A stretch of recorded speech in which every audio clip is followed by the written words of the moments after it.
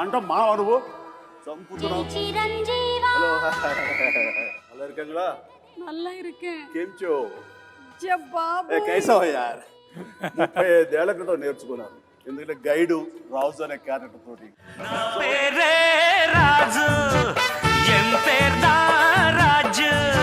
రాఘవేంద్రరావు గారు ఈ థాట్ మీకు ఎలా వచ్చింది అసలు? దత్తు గారు ఒప్పుకున్నందుకు ముందు అండ్ ఇళయరాజా గారి మ్యూజిక్ సిట్టింగ్స్ ఎలా ఉండేవి? ఇళయరాజా గారు జగదేక వీరుడు, ఆయన సంగీతం అతిలోక సుందరి అని చెప్పి మా బాస్ని సూపర్ అని సూపర్ తీశారు. ఏ తమాషా ఏంటి, మా బాసుని ఎరగ తీసేశారు మీరు. అవాహయామి నాకు గుర్తులేదు కానమ్మా, చిరంజీవి గారు చెప్పిందే కరెక్ట్, ఇంటే ఇస్తానండి. నా పేరే రాజు, రాజు మాకు తెలుసుకోవాలని ఉంది. ఆ రింగ్ ఏమైంది, ఆ చేప ఏమైంది, 30 సంవత్సరాలు అయింది. దీనికి జవాబు ఒక్కలే ఇవ్వగలుగుతారు.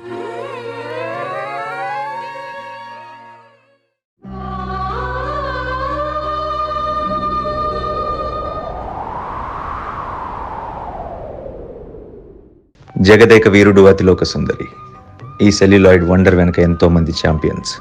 సినిమాలో ప్రతి ఫ్రేమ్ని మ్యాజికల్గా చూపించిన డిఓపి విన్సెంట్ గారు, అందమైన సెట్స్తో మరిపింపచేసిన ఆర్ట్ డైరెక్టర్ చలం గారు, ఎడిటింగ్ స్కిల్తో సినిమాకి సూపర్ టెంపోనిచ్చిన మన చెంటి గారు, పాటలు మాటలతో మెస్మరైజ్ చేసిన వేటూరి గారు, జంధ్యాల గారు, వీళ్ళందరి కష్టానికి ప్రాణం పోశారు ఒక లెజెండ్, ఒకే ఒక్క మాస్ట్రో ఇళయరాజా.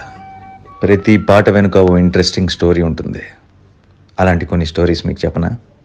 ఒక పాట ట్యూన్ని ఇళయరాజా గారు కంపోజ్ చేశారంట, కానీ పాట విని అన్ని మెలడీ క్లాస్ సాంగ్స్ అయిపోతున్నాయి. చిరంజీవి గారు, శ్రీదేవి గారు అంటే మాస్ సాంగ్ ఎక్స్పెక్ట్ చేస్తారు కదా అని గట్టిగానే అభ్యంతరం వచ్చింది. రాఘవేంద్రరావు గారు ఆలోచనలో పడ్డారు. కానీ దత్తు గారికి రాజా గారి ట్యూన్ మార్చడం ఇష్టం లేదు. అప్పుడు వేటూరి గారు, మహానుభావుడు, ఇదే ట్యూన్ని మాస్ సాంగ్ చేస్తాను చూడండి అన్నాడు.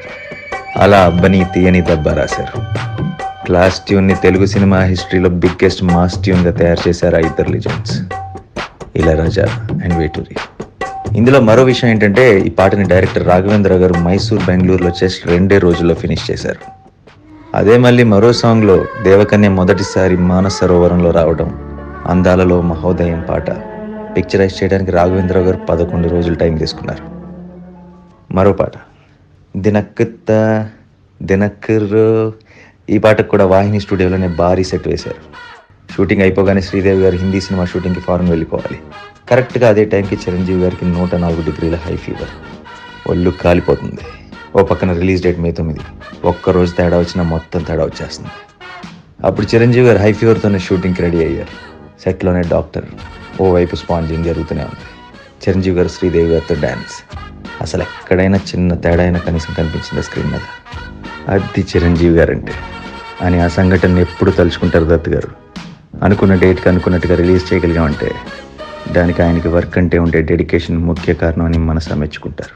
అందుకే ఒక్క కారణం కాదు, ఎన్నో యాంగిల్స్లో జగదేక వీరుడు అతిలోక సుందరి తెలుగు సినిమా చరిత్రలోనే ఒక వండర్, ఒక మైల్ స్టోన్, ఎవరు ఎప్పటికీ రిపీట్ చేయలేని హిస్టారిక్ ల్యాండ్ మార్క్.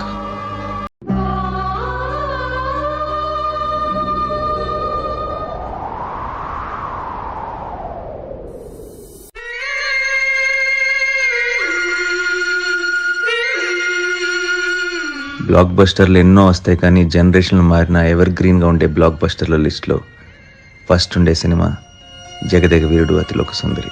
సినిమా తీసే, సినిమాని చూసే విధానాన్ని మార్చిన ఈ సినిమా ఎలా పుట్టింది? అశ్విని దత్ గారికి ఏనాటి నుంచో ఎన్టీఆర్ జగదేక వీరుని కథ లాంటి ఫ్యాంటసీ సినిమా చిరంజీవి గారితో చేయాలని, అది తను ప్రేమగా బావా అని పిలుచుకునే రాఘవేంద్ర గారు మాత్రమే తీయగలరని గట్టి నమ్మకం ఉండేదట. ఆఖరి పోరాటం తర్వాత చిరంజీవి గారితో సినిమా అనుకున్నారు దత్ గారు. ఆయనకు క్లోజ్ ఫ్రెండ్ అయిన రచయిత, కో డైరెక్టర్ శ్రీనివాస్ చక్రవర్తిని రాఘవేంద్రరావు గారితో తిరుమల పంపించారు.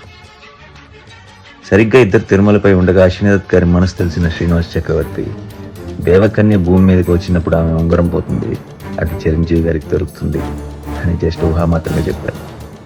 అది రాఘవేంద్రరావు గారికి బాగా నచ్చింది. దత్తు గారి కళకి దగ్గరగా ఉంది, ఆయనకి నచ్చింది. మరి జగదేక వీరుడికి జోడీగా అతిలోక సుందరి ఎవరు?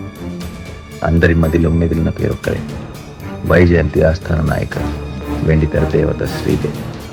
క్రేజీ కాంబినేషన్ సెట్ అయింది. దానికి తగ్గట్టు కథను తయారు చేయడానికి వైజయంతి మూవీస్ ఆఫీస్లో రచయితల కుంభమేళా ప్రారంభమైంది.